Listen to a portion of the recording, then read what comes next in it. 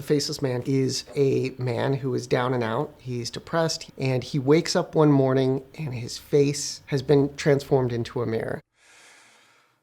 This story was adapted from a short story that my father wrote in a reaction to the Great Recession, and I think certainly how he was feeling. The situation is that many Americans have lost their jobs and they've lost their homes. Frankly, a lot of the ones I spoke to say they feel like they've lost their identity. They don't see a recovery.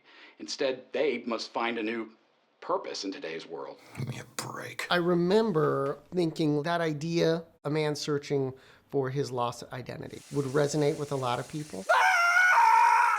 This story, it had a lot of humor, but also some really serious themes. And all of that we wanted to preserve when we were adapting it. And just like the spirit of this whimsical adventure that the Faceless Man goes on. I personally love the juxtaposition of comedy and tragedy, like right on top of each other. That's something that I really enjoy performing. Nothing to see here. Even within this fantastical story, I really wanted to bring the guys pain and effort. I'm sorry. I just woke up like this. Please don't arrest me. When we first started figuring out how we were gonna make this film, like how are we gonna make a man with a mirror for a face, we decided we were gonna do it practically.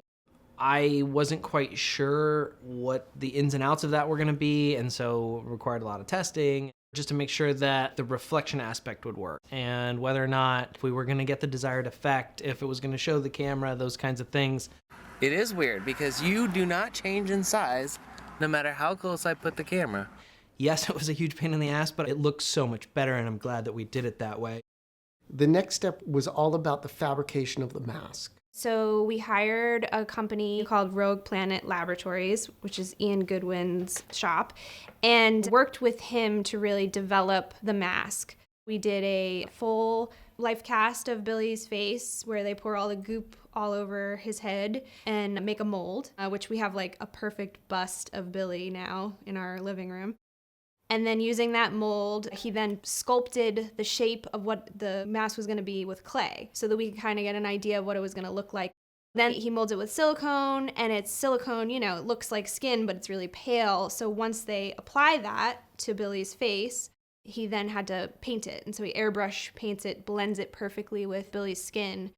So for 3 hours every morning, Billy was in the chair in makeup. Just the work they did was just mind-blowing. And for me, I've been doing this a long time, and I'd never had an experience like that before. It was important to us that we would be able to pop the mirror on and off because we needed Billy to be able to breathe and drink water and eat. He had to eat cylindric foods or things on forks. I can't imagine doing what he did. It was very impressive. It's a lot like 14 hours of him just taking his hands and pressing them on your face, around your eyes.